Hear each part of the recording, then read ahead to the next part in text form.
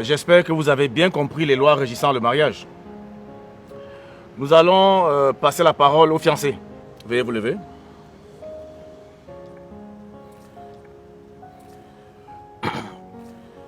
Je commence par l'homme.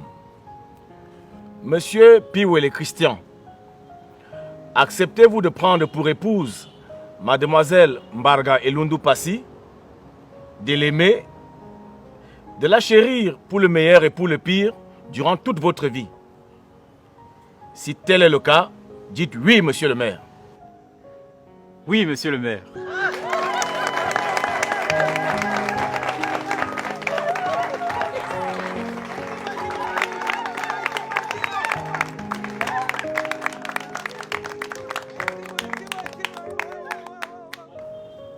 Mademoiselle Mbarga Elundu Passy, acceptez-vous de prendre pour époux monsieur Piwele Christian, ici présent, de l'aimer et le chérir pour le meilleur et pour le pire durant toute votre vie?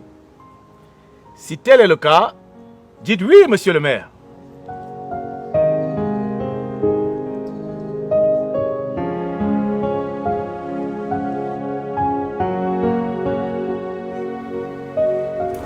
Non, monsieur le maire.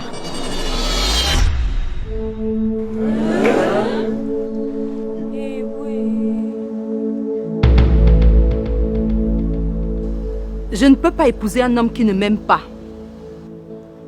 Je ne peux pas vivre dans un mariage où le vrai et même l'unique lien du couple, c'est l'enfant.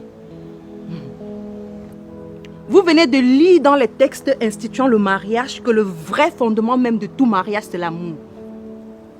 Piwele veut m'épouser parce que j'attends un enfant de lui. Nous avons eu un enfant et nous voulions un deuxième enfant. Mais je n'étais pas très fertile. Alors il a décidé de divorcer de moi pour épouser une autre femme. Malgré ça, j'ai continué de l'aimer. Et je suis tombée de nouveau enceinte de lui. Du coup, il veut m'épouser parce que j'attends un autre enfant. Pas parce qu'il m'aime, mais parce qu'il aime les enfants. Je ne suis pas Dieu. Mais s'il arrive un malheur à cet enfant, il n'aura plus le même enthousiasme et la même joie qu'aujourd'hui. Je veux un mariage basé sur l'amour et non sur les enfants. Celui d'aujourd'hui n'est malheureusement pas le cas. Je suis désolée, monsieur le maire, mais je dis non.